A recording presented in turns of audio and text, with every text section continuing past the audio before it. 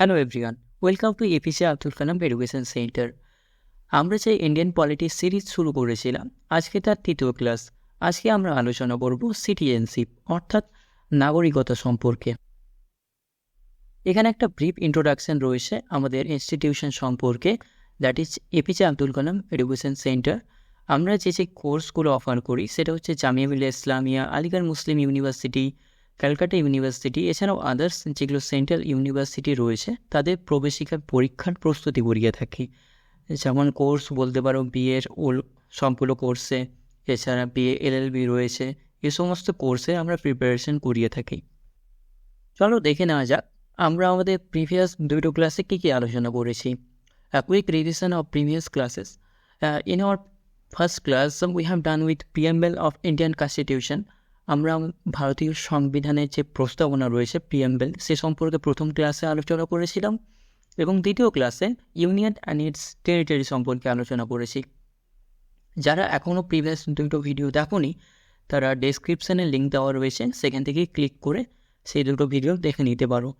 চলো আজকে শুরু করা যাক সিটিজেনশিপ অর্থাৎ নাগরিকতা। লেটস স্টার্ট সিটিজেনশিপ, নাগরিকতা। চলো নাগরিকতা শুরু করা যাক। নাগরিক কারা হবে সেটি জানার আগে এর ডেফিনিশনটা কী হবে সেটি জেনে নিই। আ person who legally belongs to a country and has the right and protection of that country. Citizens are the full member of Indian state or allegiance to it. They enjoy all civil and political rights. ইংলিশে তো সংজ্ঞাটা আমরা দেখলাম, চলো বাংলায় জেনে নিই নাগরিক কারা হবে। এমন কিছু জনগণ বা জনগোষ্ঠী যারা কোনো একটা ভূখণ্ডে বসবাস করে কোনো একটা সরকারের অধীনে, এবং সেই সরকার তাদেরকে সমস্ত ধরনের সিভিল অ্যান্ড পলিটিক্যাল রাইট প্রদান করে এবং তাদেরকে সমস্ত ধরনের প্রোটেকশান প্রদান করে, তাকেই আমরা নাগরিক বলে থাকবো। এই নাগরিক অর্থাৎ জনগণ ভারতে কিন্তু দুই প্রকারের হতে পারে। ভারতে দুই ধরনের পিপল পাওয়া যেতে পারে, তোমরা বলতে পারো। একটা হচ্ছে ইন্ডিয়ান সিটিজেন, আর একটা হচ্ছে এলিয়েন। এই এলিয়েন বলতে কিন্তু ইউএফও সম্পর্কে শুনেছি, সেই এলিয়েন না। এলিয়েন বলতে হচ্ছে ফরেনার। এই ফরেনার আবার দুই প্রকারের, অর্থাৎ এলিয়েন দুই প্রকারের হতে পারে। একটা হচ্ছে ফ্রেন্ডলি এলিয়েন, আর একটা হচ্ছে এনিমি এলিয়েন। ফ্রেন্ডলি এলিয়েন কারা? যে সমস্ত দেশের সাথে ভারতের ডিপ্লোম্যাটিক টাইস, ইন্টারন্যাশনাল রিলেশন বলতে পারো, অ্যান্ড ফরেন রিলেশন বলতে পারো, খুব ভালো রয়েছে। যেমন আমরা বর্তমানে দেখছি ভারতের রিলেশন ইউএসের সাথে খুব ভালো হচ্ছে। 90s দশকে ভারতের রিলেশন রাশিয়া অর্থাৎ ইউএসএসআর এর সাথে খুব ভালো ছিল। তাই এদেরকে, এই সমস্ত দেশের নাগরিকরা যখন ভারতে আসে তাদেরকে কী বলবো? Friendly alien. আর যে সমস্ত দেশের সাথে ভারতের রিলেশন খুব একটা ভালো চলে না, ভারত অর্থাৎ কোনো একটা যুদ্ধের মধ্যে থাকে, যেমন 1962 ইন্দো চায়না ওয়ারের কথা বলতে চাই যদি, এখন বর্তমানে যেমন মালদ্বীপসের সাথে ভারতের সম্পর্ক খুব একটা ভালো যাচ্ছে না, অর্থাৎ যে সমস্ত দেশের সাথে ভারতের যুদ্ধ চলবে এক কথায় আর কি, সেই সমস্ত দেশের জনগণরা যখন ভারতে আসবে তাদেরকে কী বলবো? Enemy alien. যারা ফ্রেন্ডলি এলিয়েন অর্থাৎ ভারতের সাথে যাদের সম্পর্ক খুব ভালো রয়েছে, তারা যেই সুযোগ সুবিধাটা ভারতে আসলে পাবে, এই এনিমি এলিয়েন কিন্তু সেই ধরনের সুযোগ সুবিধা পাবে না। এবার দেখে নিই যে সিটিজেনশিপ কনসেপ্টটা ভারতে কোথায় গিভেন রয়েছে। আমরা অলরেডি দেখলাম যে আর্টিকেল 5 to 11 আন্ডার পার্ট 2, অর্থাৎ পার্ট 2-এ ইন্ডিয়ান কনস্টিটিউশনের যে পার্ট 2 রয়েছে, সেখানেই আর্টিকেল 5 থেকে 11-র মধ্যে সিটিজেনশিপ নাগরিকতা সম্পর্কে বর্ণনা রয়েছে। এবার দেখে নিই নাগরিকতার যে কনসেপ্টটা, এটা কোথা থেকে বড় করা হয়েছে। এটা ব্রিটিশ কনস্টিটিউশন থেকে নাগরিকতা সম্পর্কে বড় করা হয়েছে। আমরা যদি নাগরিকতা কনসেপ্টটা দেখতে যাই, এটা দুই প্রকারের হয়ে থাকে। একটা হচ্ছে সিঙ্গেল সিটিজেনশিপ, আর একটা হচ্ছে ডুয়েল সিটিজেনশিপ। সিঙ্গেল সিটিজেনশিপ কোনটা? যেটা ইউকেতে রয়েছে। আর ডুয়েল সিটিজেনশিপ যেমন ইউএসএতে আমরা জানি কি যে ডুয়েল সিটিজেনশিপ সেখানে রয়েছে। ডুয়েল সিটিজেনশিপটা কেমন? যে ইউএসএতে আমরা জানি 50টা স্টেট, 50টা ফেডারেশন নিয়ে ইউএসএ গঠিত হয়েছে। আমরা অনেক ফেডারেশনের অনেক স্টেটের নাম জানি, যেমন আমি ধরে নিই ক্যালিফোর্নিয়া। যে ইউএসএর ক্যালিফোর্নিয়াতে বসবাস করবে তার একটা ক্যালিফোর্নিয়া সিটিজেনশিপ থাকবে, আর একটা ওভারঅল ইউএসএ সিটিজেনশিপ থাকবে। সেই জন্য আমরা কী বলবো? সেখানে রয়েছে dual citizenship. But in India এরকমটা না, আমরা যারা পশ্চিমবঙ্গে বসবাস করি বা আদার্স কোনো স্টেটে বসবাস করি তাদের সবার কাছে কি থাকবে, ইন্ডিয়ান সিটিজেনশিপ থাকবে। সেই জন্য ইন্ডিয়াতে কী রয়েছে, সিঙ্গেল সিটিজেনশিপ। তোমরা এটা সবাই মনে রাখবে যে ইন্ডিয়াতে কী রয়েছে, সিঙ্গেল সিটিজেনশিপ। অনেক পরীক্ষায় এই কোশ্চেনটা আসে। আর যে সিটিজেনশিপ কনসেপ্টটা রয়েছে সেটা কোথা থেকে বড় করা হয়েছে, সেটা ব্রিটিশ কনস্টিটিউশন থেকে বড় করা হয়েছে। It empowers the parliament to enact a law to provide for such matters and any other matters relating to citizenship. অর্থাৎ পার্লামেন্ট সিটিজেনশিপ সম্পর্কে যে কোনো ধরনের আইন পাস করতে পারে। অর্থাৎ নাগরিকতা সম্পর্কে পার্লামেন্ট যে কোনো ধরনের আইন পাস করতে পারে। লেটেস্ট স্লাইডগুলোতে আমরা দেখব কী কী আইন পার্লামেন্ট পাস করেছে সিটিজেনশিপ সম্পর্কে। চলো স্টার্ট করি আর্টিকেল 5 to 11, 5 থেকে 11 পর্যন্ত আর্টিকেলগুলোতে কী কী গিভেন রয়েছে। যদিও এই সমস্ত আর্টিকেলগুলো খুব একটা ইম্পর্টেন্ট না পরীক্ষার জন্য, বেসিক্যালি যেটা মেন ইম্পর্টেন্ট সেটা হচ্ছে ইন্ডিয়ান সিটিজেনশিপ অ্যাক্ট 1955, যেটা বেশ কয়েকবার অ্যামেন্ডেড হয়েছে। এই সমস্ত আর্টিকেলগুলোর মধ্যে যেই পার্টটুকু ইম্পর্টেন্ট সেটা আমি মার্ক করে দেব, তোমরা সেই পার্টটা মনে রাখলেই যথেষ্ট এক্সামের পার্সপেক্টিভে। চলো দেখি article 5, citizenship at the commencement of the constitution. At the time of the commencement, citizenship at the commencement of the constitution, যখন কনস্টিটিউশন কমেন্স হয়েছিল তখনকার সময় সিটিজেনশিপ। এখান থেকে তোমরা মনে রাখবে যে কমেন্সমেন্ট ডেট, যেটা আমি প্রিএমএল চ্যাপ্টারে অলরেডি ডিসকাস করেছি এবং বলেছিলাম যে এই ডেটটা খুব ইম্পর্টেন্ট, দ্যাট ইজ 26 জানুয়ারি 1950। অনেক পরীক্ষায় এই ধরনের কোশ্চেন এসে থাকে এবং এসছে অলরেডি যে কমেন্সমেন্ট ডেট কোনটা এবং অ্যাডপ্টেশন ডেট কোনটা কনস্টিটিউশনের। যারা ইউনিভার্সিটির এন্ট্রান্স এক্সাম দেবে তাদের ক্ষেত্রে এইটুকুটাই মনে রাখা যথেষ্ট, এবং বাকি যারা কম্পিটিটিভ এক্সামে প্রিপারেশন করছো তাদের জন্য বাকি পার্টটুকু, যে who was born in Indian territory, whose either parents was born in Indian territory, এগুলো তোমরা একবার করে চোখ বলে নেবে। Let's move to the next slide, that is Article 6. চলো দেখি Article 6, citizenship of the certain person who have migrated from Pakistan. কাদের সিটিজেনশিপ, যারা পাকিস্তান থেকে ভারতে মাইগ্রেট হয়ে চলে এসে তাদের সিটিজেনশিপ সম্পর্কে আর্টিকেল 6 বলা হয়েছে। এবার দেখে নিই বাকি আর্টিকেলগুলোতে কী বলা হয়েছে। Article 7, citizenship of certain migrants to Pakistan. কাদের সিটিজেনশিপ, যারা পাকিস্তানে মাইগ্রেট হয়ে চলে গেছেন। This article deals with the rights of person who had migrated to Pakistan after 1 March 1947 but subsequently returned to India. এখানে কাদের সিটিজেনশিপ সম্পর্কে বলা হয়েছে, এই ডেটে 1 March 1947 এর পরে যারা পাকিস্তানে মাইগ্রেট হয়ে চলে গেছে বাট সেখান থেকে আবার তারা ফিরে এসেছে, তাদের নাগরিকতা সম্পর্কে আর্টিকেল 7 বলা হয়েছে। দেখি আর্টিকেল 8 কী বলা হয়েছে, citizenship of certain person of Indian origin residing outside India. এমন কিছু ইন্ডিয়ান অরিজিন যারা ভারতের তো জন্মগ্রহণ করেছে কিন্তু ভারতের বাইরে তারা চলে গেছেন, যেমন এখানে পার্সন অফ ইন্ডিয়ান অরিজিন সম্পর্কে বলা হয়ে থাকে। রিসেন্টলি আমরা ডাঙ্কি মুভি দেখলাম, সেখানেও অনেকটা কনসেপ্ট বলা হয়েছে। যেমনটা আমি এক্সাম্পল হিসাবে বলতে পারি যে অনেক বেটার অপরচুনিটির জন্য ইউকে, ইউএসএ অথবা কানাডা অথবা যেগুলো ডেভেলপ কান্ট্রি রয়েছে সেখানে তারা চলে যায় এবং সেখানকার নাগরিকত্ব অর্জন করে। এটাই এখানে বলা হয়েছে যে তখন তাদের নাগরিকতা কী হবে। ভারতে ডুয়েল সিটিজেনশিপ নেই, যেটা আগেই আমি বললাম। তাহলে কী হবে, যখন কেউ অন্য কোনো দেশের নাগরিকতা অর্জন করবে তখন ভারতের নাগরিকতা কিন্তু তার শেষ হয়ে যাবে। Article 9, people voluntarily acquiring citizenship of foreign countries will not be a citizen of India, যেটা অলরেডি আমি বললাম যে অন্য কোনো দেশের নাগরিকতা অর্জন করলে ভারতীয় নাগরিকতা থাকবে না, অর্থাৎ সে আর ইন্ডিয়ান সিটিজেনশিপ হবে। Article 10 কি, any person who is considered a citizen of India under any of the provision of this part shall be continue to be citizen and will also be subject to law made by parliament.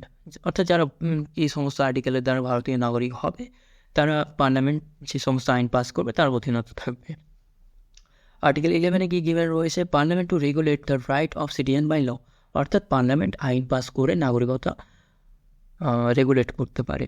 যেমন আমরা already discuss করলাম, আমি বললাম যে Indian citizenship act 1955 already pass হয়েছে এবং বেশ কয়েকবার অ্যামেন্ডেড হয়েছে। যেটা রিসেন্ট আমরা দেখলাম না 2019-এ সিটিজেনশিপ অ্যামেন্ডমেন্ট অ্যাক্ট, যেটা ক্যান নামে পরিচিত। Citizenship and the constitution. চলো দেখি সিটিজেনশিপ অ্যান্ড কনস্টিটিউশন, অর্থাৎ কনস্টিটিউশন আর সিটিজেনশিপ সম্পর্কে কী বলা রয়েছে। যদিও কনস্টিটিউশন খুব ব্রিফলি ডিসকাশন করে অ্যাবাউট সিটিজেনশিপ, সেই জন্যই আর্টিকেল 11 দ্বারা পার্লামেন্ট রুল মেকিং করতে পারে সিটিজেনশিপ সম্পর্কে। Constitution does not lay down elaboration of provision relating to citizenship, খুব একটা এলাবোরেশন দেয় না। যদি আমরা ভালো মতো দেখি 5 to 11 আর্টিকেলগুলো, এখানে mode of losing, mode of acquiring Indian citizenship সম্পর্কে কিছুই বলা হয়নি। এখানে it confers the power of parliament to regulate by law subject to principle that, এখানে পার্লামেন্ট রেগুলেট করতে পারে, এটাই বলা রয়েছে। ইন্ডিয়ান হচ্ছে all India single citizenship and কি, এখানে ডুয়েল ন্যাশনালিটি সম্পর্কে বলা হয়নি, অর্থাৎ ইন্ডিয়াতে কী হবে সিঙ্গেল সিটিজেনশিপ, যেটা অলরেডি আমরা ডিসকাশন করলাম। The constitution is also declare who are all deem to be Indian citizen at the time of commencement of the constitution, অর্থাৎ কমেন্সমেন্টের সময় ইন্ডিয়ান কনস্টিটিউশন করা হবে সে সম্পর্কে ডিসকাশন করা হয়েছে কনস্টিটিউশনে। The parliament enact and Indian citizenship act, অর্থাৎ ভারতীয় নাগরিকতা আইন, এটা হচ্ছে সবচেয়ে বেশি ইম্পর্টেন্ট। আর্টিকেল আইন দ্বারাই সমস্ত কিছু ডিসক্রাইব করা হয়েছে ভারতীয় নাগরিক কারা হবে, কীভাবে mode of acquiring, mode of losing Indian citizenship সম্পর্কে। লেটার এটা বেশ কয়েকবার মাল্টিপল টাইম অ্যামেন্ডেড হয়েছে, 1986, 2003 আর 2019। রিসেন্ট আমরা মনে রাখবো যে কবে সিটিজেনশিপ অ্যামেন্ডেড হয়েছিল, 2019। এটা অনেক পরীক্ষায় এমসিকিউ হিসাবে এসে থাকে। Let's move to the next slide. Indian citizenship act 1955, এখানে ভারতীয় নাগরিক কারা হবে, কীভাবে মোড অফ ভারতীয় নাগরিকতা অর্জন করা যাবে, কী কারণে ভারতীয় নাগরিকতা শেষ হয়ে যেতে পারে, এ সম্পর্কে ডিটেলসে ডিসকাশন রয়েছে। Indian citizenship act 1955, the most comprehensive act that the Parliament has passed of Indian citizenship. This act was amended later 1986. এখানে দুই প্রকারের লিগাল প্রিন্সিপালের কথা বলা হয়েছে। একটা হচ্ছে যে ল অফ সয়েল, যেটা বলবো কি just soli, and law of blood just sanguinis. এবার দেখে নিই way to acquire Indian citizenship, ভারতীয় নাগরিকতা কীভাবে অর্জন করা যেতে পারে। দ্য ফার্স্ট হচ্ছে সিটিজেনশিপ বাই বার্থ, অর্থাৎ জন্মগ্রহণের দ্বারা, by descent, by registration, by naturalization and by incorporation of territory by the government of India. Okay, এবার দেখে নিই এক এক করে, এটার একটা brief discussion. The Parliament put 5 laws by which a person can become an Indian citizen, অর্থাৎ যেটা বললাম যে 5ভাবে ইন্ডিয়ান সিটিজেনশিপ অর্জন করা যেতে পারে। সে ফার্স্ট কী হলো, ফার্স্ট হচ্ছে by birth. Here the condition just soli principle implies, অর্থাৎ ভারতে যে সমস্ত বাচ্চারা জন্মগ্রহণ করবে, অর্থাৎ ভারতীয় ভূখণ্ডের মধ্যে, ভারতীয় টেরিটরির মধ্যে যারাই জন্মগ্রহণ করবে তারা কী হবে, ইন্ডিয়ান সিটিজেন হবে। By descent, if a person is born outside India, যদি কেউ ভারতের বাইরে জন্মগ্রহণ করে, at the time of his birth one or both parents are Indian, যখন সে ভারতের বাইরে জন্মগ্রহণ করবে সেই সমস্ত তার মা অথবা বাবা অথবা দুজনেই যদি ভারতীয় নাগরিক হয়ে থাকে, then the child can automatically have the right of Indian citizenship, তখন সে বাচ্চাটা ভারতীয় নাগরিক হয়ে যাবে। হ্যাঁ, দ্য ল অফ ব্লাড, কারণ ল অফ ব্লাড যেটা বললাম যে ল অফ স্যাঙ্গুইন এখানে ইমপ্লাই হবে। এবার দেখে নিই by registration, when the parents of the child are not Indian, যখন কোনো বাচ্চার বাবা মা ভারতীয় হবে না, অর্থাৎ তারা কোনো foreigner, Indian citizen, then by registration the minor can have Indian citizenship, তখন তারা কী করতে পারবে, রেজিস্ট্রেশনের মাধ্যমে ইন্ডিয়ান সিটিজেনশিপ অর্জন করতে পারবে। যেমন কি the person of Indian origin who have living in India, যে পার্সন অফ ইন্ডিয়ান অরিজিন, যে PIOs যাকে আমরা বলে থাকি, তারা যদি 7 বছর before making an application related to registration, অর্থাৎ তারা যদি 7 বছর ভারতে বসবাস করে থাকে, তবে তারা বাই রেজিস্ট্রেশনের মাধ্যমে ভারতীয় নাগরিকতা অর্জন করতে পারবে। Person of Indian origin who are resident of a country or a place outside an undivided India. এমন কোনো ব্যক্তি যে আনডিভাইডেড ইন্ডিয়া মানে কি, যেখানে পাকিস্তান ইনক্লুডিং ছিল, যেখানে বাংলাদেশ ইনক্লুডিং ছিল, সেই সমস্ত ভূখণ্ডে যদি তারা 7 বছরের বেশি বা সেখানকার রেসিডেন্স যদি তারা হয়ে থাকে, তারাও বাই রেজিস্ট্রেশনের মাধ্যমে ভারতীয় নাগরিকতা অর্জন করতে পারবে। A person who is married to a citizen of India and has been living in India for at least 7 years. যদি কেউ ভারতীয় কোনো নাগরিককে, অর্থাৎ সেটা মহিলা অথবা পুরুষ যে কেউ হতে পারে, যদি বিয়ে করে, অর্থাৎ কোনো ফরেনার যদি কোনো ভারতীয় মহিলাকে ভারতীয় পুরুষকে বিয়ে করে থাকে, তবেও যদি সে 7 বছর বৈবাহিক জীবন অতিক্রম করে, তাহলে তারা বাই রেজিস্ট্রেশনের মাধ্যমে ভারতীয় নাগরিকতা অর্জন করতে পারবে। কেন point to be noted, registration can be turn into a matter of rights. এটা কি ম্যাটার অফ একটা right, but he can apply for citizenship only. যে রেজিস্ট্রেশনের মাধ্যমে ভারতীয় নাগরিকতা অর্জন করা যেতে পারে, তার কি একটা right, but it is not a fundamental right. He can apply for citizenship only. যে রেজিস্ট্রেশনের মাধ্যমে কি করতে পারে, সে শুধু সিটিজেনশিপের জন্যই অ্যাপ্লিকেশন করতে পারে।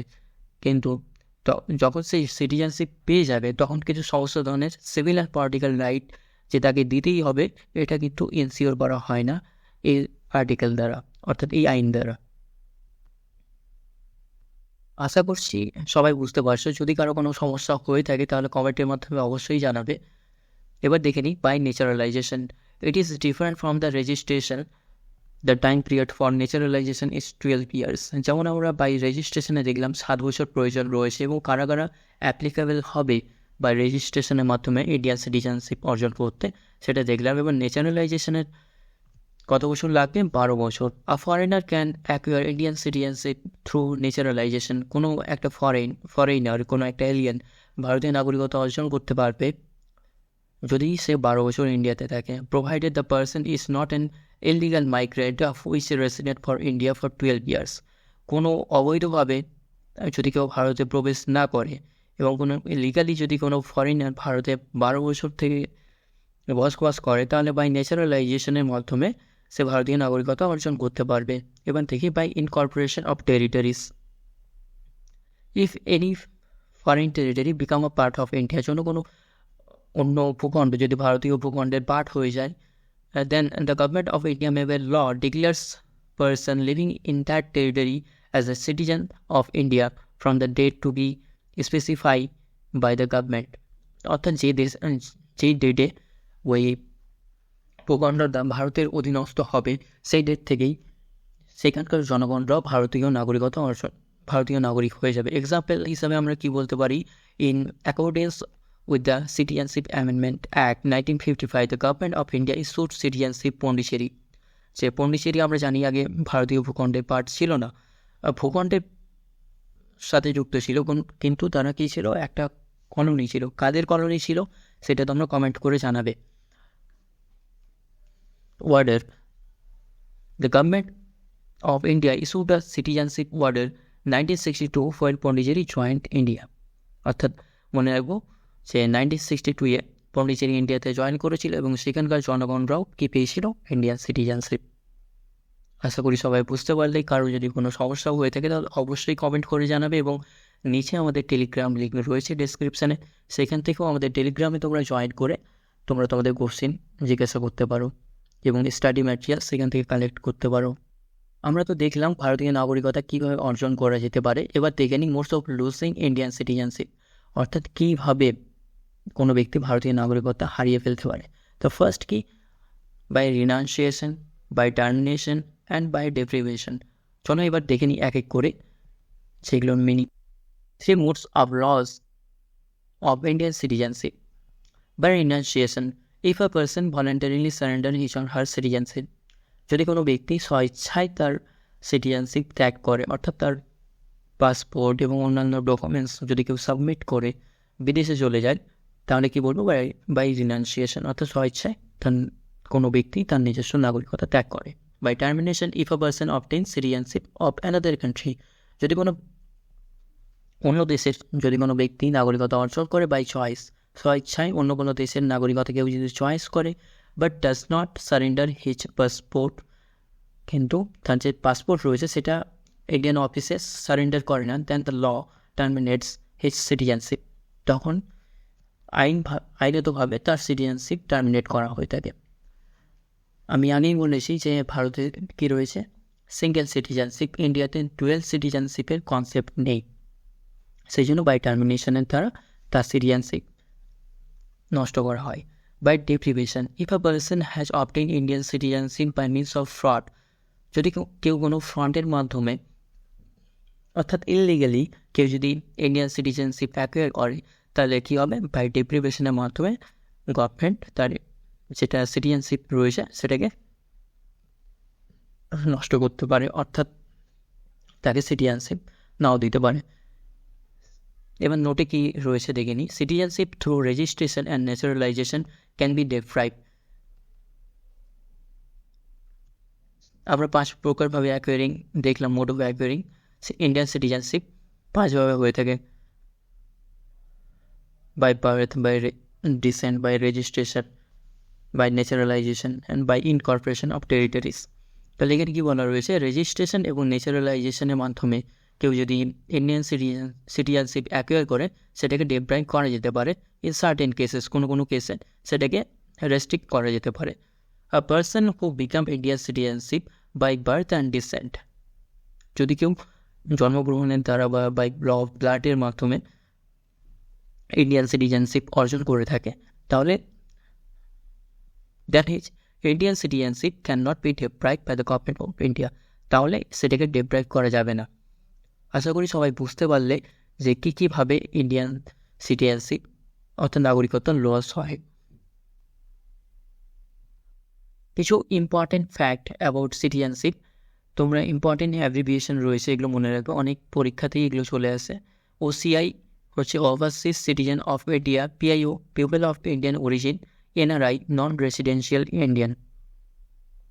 এটা সব থেকে বেশি ইম্পর্টেন্ট। এনআরআই ডে 9 জানুয়ারি এনআরআই ডে হিসাবে পালন করা হয়ে থাকে, কেন এই দিনে Mahatma Gandhi came from south Africa, এই দিনেই 1915 সালে সাউথ আফ্রিকা থেকে তিনি ভারতে ব্যাগ এসেছিলেন, সেই জন্যই এই দিনটাকে এনআরআই ডে হিসাবে পালন করা হয়ে থাকে।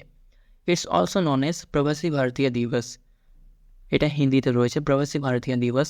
এটাকে এই নামটা হিসাবেও এক্সামে চলে আসতে পারে যে প্রবাসী ভারতীয় দিবস কবে, তো তোমরা এটা মনে রাখবে। আর কি, a foreigner can not enjoy right to freedom, আর ফরেনাররা কী কী রাইট এনজয় করতে পারে না সেটাও আমরা দেখিনি। Right to freedom of expression পারে না, যেটা একটা ফান্ডামেন্টাল রাইট, যেটা আর্টিকেল 19-এ গিভেন রয়েছে। The fundamental rights mention in the articles 15, 16, 19, 29, 30 are available to the Indian citizen only. এই সমস্ত সব আমি যে বললাম যে আর্টিকেল 15, 16, 19, 29, 30 সমস্ত কিছুই কিন্তু ফান্ডামেন্টাল রাইট। আমরা ফান্ডামেন্টাল রাইটের ক্লাসে এই সমস্ত আর্টিকেল সম্বন্ধে ডিসকাশন করব। And also they are not allowed to vote. তাহলে রাইট টু ভোট কত নম্বর আর্টিকেলে দেওয়া হয়েছে, সেটা হচ্ছে পলিটিক্যাল রাইট, সেটা হচ্ছে 326 নম্বর আর্টিকেলে পলিটিক্যাল রাইট আর রাইট টু ভোট গিভেন রয়েছে। কিছু প্র্যাকটিস কোশ্চেন দেখে নিই and PYQs। The concept of citizenship was taken from which constitution, কোন কনস্টিটিউশন থেকে সিটিজেনশিপের কনসেপ্টটা নেওয়া হয়েছে। When Indian constitution was commenced, Indian constitution কখন কমেন্স করা হয়েছিল, কোন ডেটে, কোন সালে। Which one of the following is not the mode of losing Indian citizenship? এটা তোমরা অ্যান্সার করবে, তোমরা কমেন্টের মাধ্যমে অ্যান্সারগুলো করতে পারো, অথবা আমাদের টেলিগ্রাম লিঙ্ক দেওয়া রয়েছে, সেখানেও তোমরা অ্যান্সার শেয়ার করতে পারো। That's all from my side. আশা করি খুব সহজেই নাগরিকতা সিটিজেনশিপ সম্পর্কে বোঝাতে পেরেছি। যদি কারো কোনো কোশ্চেন থেকে থাকে তোমরা কমেন্টের মাধ্যমে অথবা নিচে দেওয়া টেলিগ্রাম লিঙ্কের মাধ্যমে আমাদের গ্রুপে গিয়ে তোমরা কোশ্চেন রেজ করতে পারো। যদি কারো কোনো সমস্যা হয়ে থাকে সেখানেও তোমরা কমেন্টের মাধ্যমে জানাতে পারো। আর খুব তাড়াতাড়ি আমরা নেক্সট ভিডিও আনতে চলেছি ফান্ডামেন্টাল রাইট সম্পর্কে। So stay tune for the next one. Thank you.